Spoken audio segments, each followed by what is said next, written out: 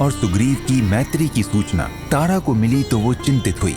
बहुत चिंतन मनन के पश्चात उसे लगा कि श्री राम उसके साथ अन्याय नहीं करेंगे।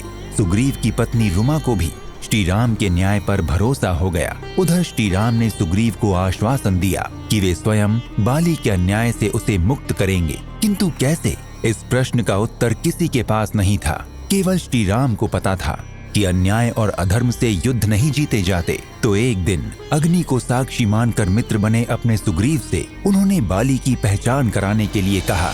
मित्र सुग्रीव, बाली के विरुद्ध कुछ सोचने या करने से पहले मुझे उसे समझना होगा। अभी तक मैंने उसे देखा तक नहीं है। मैंने वनवास का व्रत लिया है तो राजभवन नहीं जा सकता। मैंने सब कुछ आप पर छोड़ दिया है। मैं वही करूँगा जो आप कहेंगे। बाली राजभवन से निकलेगा तभी उसे देख पाऊंगा। उसने जो भी किया अहंकार के वशीभूत होकर किया। जब उसके अहंकार पर आघात होगा तब वह बाहर आएगा, किंतु कैसे, क्या करूं?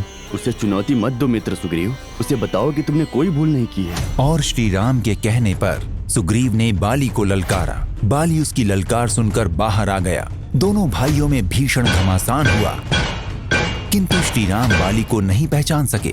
इसका कारण था दोनों भाइयों का एक समान होना। दोनों भाई एकदम एक जैसे थे। उनकी देह रचना एक समान थी। श्री राम असमंजस में पड़ गए। बाली ने सुग्रीव को बुरी तरह परास्त करके दूर खदेड़ दिया। सुग्रीव निराश हुआ और श्री राम के पास आया। आपने ठीक नहीं किया मित्र। मैं अपने भ्राता का प्रहार झेलता रहा और आप देखते रहे। उसने मुझे कितना अपमानित किया और आप मौन रहे। कहीं आप मेरे साथ छल तो नहीं कर रहे हैं? नहीं मित्र, मित्र के साथ छल करने वाला कभी सुखी नहीं रह सकता। तुम दोनों भाई एक जैसे हो, इसलिए मैं असमंजस में पड़ गया। किंतु इस बार कोई चूक नहीं होगी। कैसे मान लो? इस बार लक्ष्मण तुम्हें माला पहना देंगे, जिससे युद्ध में तुम्हें पहचानने में कोई भूल नहीं होगी। राम के कहने पर सुग्रीव मान गए और पुनः बाली को ललकारने निकले।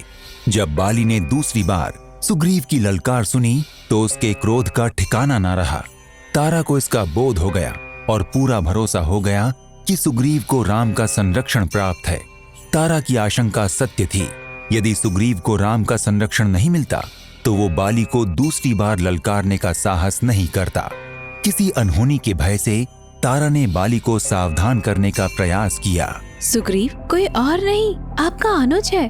उसके साथ वैर करने का कोई लाभ नहीं हो सकता। आप उसके साथ युद्ध करें तो कोई अनहोनी हो। वीरों के साथ अनहोनी नहीं होती तारा, और कोई वीर चुनौतियों से विचलित भी नहीं होता, चाहे चुनौती देने वाला उसका अपना अनुज ही क्यों ना हो। ये अहंकार उचित नहीं किष्किंधापति। सुग्रीव के साथ कौन है ये नहीं देख पा रहे हैं आप? कौन है? अयोध्या के 2 राजकुमार। क्या मैं उनसे डर जाऊं? राजभवन में जा बैठूं? विचार करो तारा, आज वह राजभवन के पास आकर मुझे ललकार रहा है। भविष्य में राजभवन में घुस आएगा। हम कब तक छुपे रहेंगे? कुछ और भी उपाय तो कर सकते हैं। और कौन सा उपाय? आप सुग्रीव के साथ संधि कर ले। आपका और किष्किंधा का भला होगा। सुग्रीव को किष्किंधा का राजकुमार घोषित कर देना भी एक उचित और न्याय संगत समाधान है। बस करो तारा, सुग्रीव का पक्ष लेना अनुचित है। तुम्हें सुग्रीव से कौन सी सहानुभूति है? यदि सहानुभूति है तो क्यों? मुझे सुग्रीव से जितनी सहानुभूति है उतनी ही आपसे भी है। मुझे बार बार लग रहा है कि सुग्रीव उतना बड़ा दोषी नहीं है जितना आप समझ रहे हैं। तारा! बाली तारा पर बुरी तरह भड़क गया। तारा की सलाह का उस पर विपरीत प्रभाव पड़ा और उसने तारा को फटकार लगाई। किंतु सुग्रीव के साथ युद्ध के पहले उसने तारा को ये भरोसा दिलाया कि वो सुग्रीव का वध नहीं करेगा, केवल उसे सत्य का ज्ञान कराएगा। तारा चुप रही। बाली ने उसकी प्रतिक्रिया की प्रतीक्षा नहीं की और तेजी से निकल गया। वो गदा लिए सुग्रीव की ओर तेजी से बढ़ा। श्री राम ने देखा और बाली पर एक साधारण सा बाण चला दिया। बाली को बाण तो लगा किंतु उसकी मृत्यु नहीं हुई। कदाचित श्री राम ने जानबूझकर ऐसा बाण चलाया था। उसके आहत होने की सूचना सुनकर तारा अपने पुत्र अंगद के साथ रणभूमि की ओर भागी। तभी बाली के सहायकों ने उसे रोका। महारानी तारा, ठहरिए।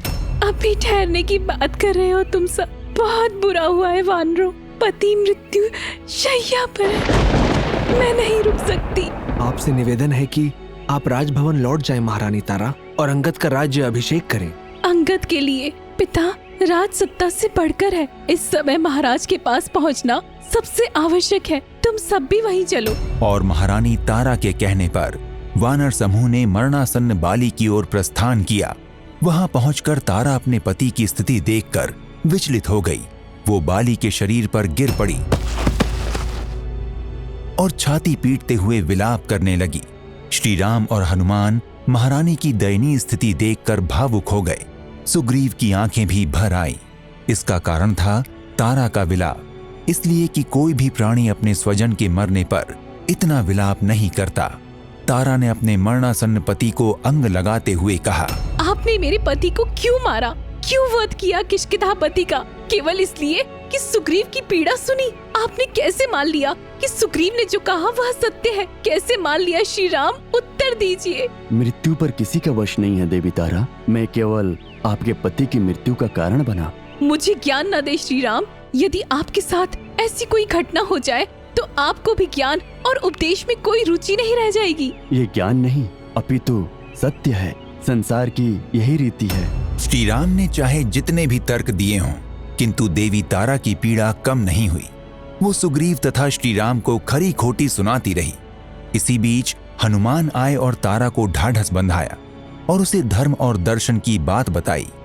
अंततः तारा ने बाली की चिता में अपने भी प्राण त्यागने का प्रण किया।